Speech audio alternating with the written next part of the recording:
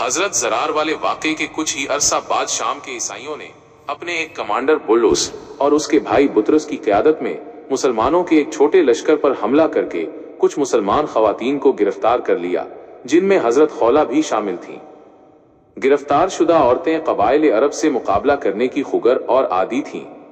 یہ سب عظیم اور غیرت مند خواتین آپس میں جمع ہوئیں اور حضرت خولہ بنت عازور رضی اللہ عنہا نے انہیں مخاطب کر کے کہا، حمیر کی بیٹیوں اور اے قبیلہ تبا کی یادگاروں، کیا تم اس بات پر رضامند ہو اور یہ چاہتی ہو کہ رومی کافر اور بے دین تم پر غالب آ جائیں؟ تم ان کی لونڈیاں باندیاں بن کر رہو۔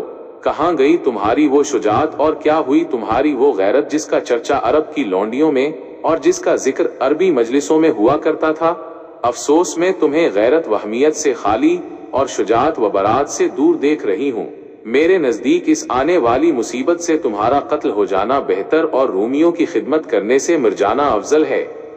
یہ سن کر افیرہ بنت عفار حمیریہ نے کہا، اے بنت عازور، تم نے ہماری شجاعت و برات، عقل و دانائی، بزرگی اور مرتبہ کے متعلق جو کچھ بیان کیا وہ واقعی سچ ہے، اور یہ بھی صحیح ہے کہ ہمیں گھوڑے کی سواری کی عادت ہے اور دشمن کا رات کے وقت بھی کافیہ تنگ کر دینا آتا ہے۔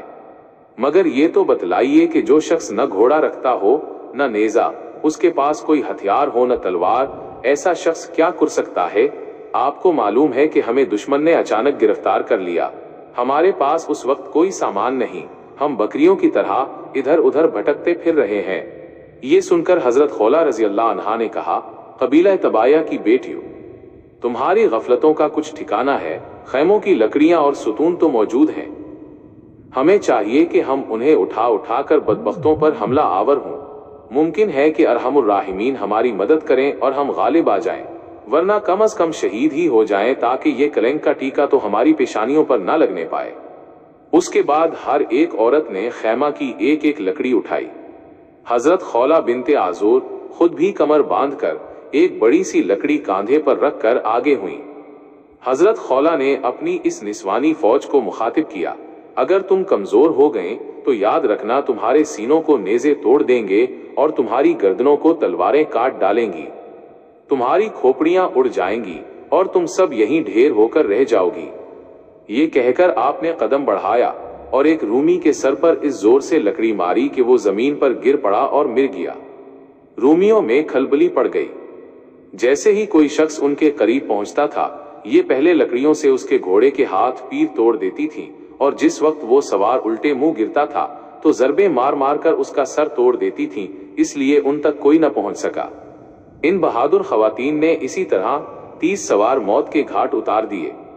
بطرس یہ دیکھ کر آگ بگولا ہو گیا، گھوڑے سے نیچے اترا اور اس کے ساتھ اس کے ہمراہی بھی پیدل ہو گئے۔ پھر وہ سب نیزے اور تلواریں لے کر خواتین اسلام کی طرف بڑھے۔ خواتین آپس میں ایک دوسرے کی طرف لپکیں اور آپس میں کہنے لگی، ذلت کی زندگی سے عزت کے ساتھ مر جانا بہت زیادہ افضل ہے۔ حضرت خولہ بنت عازور کی طرف اس نے دیکھا جو ایک شیرنی کی طرح دوڑ رہی تھیں۔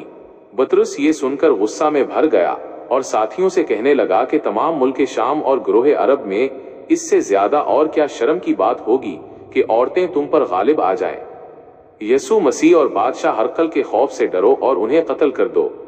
رومی یہ سن کر جوش میں آ گئے اور سب نے مل کر خواتین پر یک لخت حملہ کر دیا۔ خواتین اس شدید حملہ کو صبر و استقامت سے برداشت کر رہی تھیں کہ اسی دوران انہوں نے حضرت خالد بن ولید اور ان کے لشکر کو دیکھا جو گرد و غبار اڑاتا ہوا اب ان کے قریب پہنچ چکا تھا۔ مجاہدین کی تلواریں چمکتی ہوئی خواتین کو نظر آ رہی تھیں۔ حضرت خالد بن ولید کے لشکر نے جو اس واقعے کی خبر سن کر فوری مدد کے لیے آیا تھا، حملہ کر کے اپنی بہادر بہنوں کو بھیڑیوں کے نرغے سے چھڑا لیا۔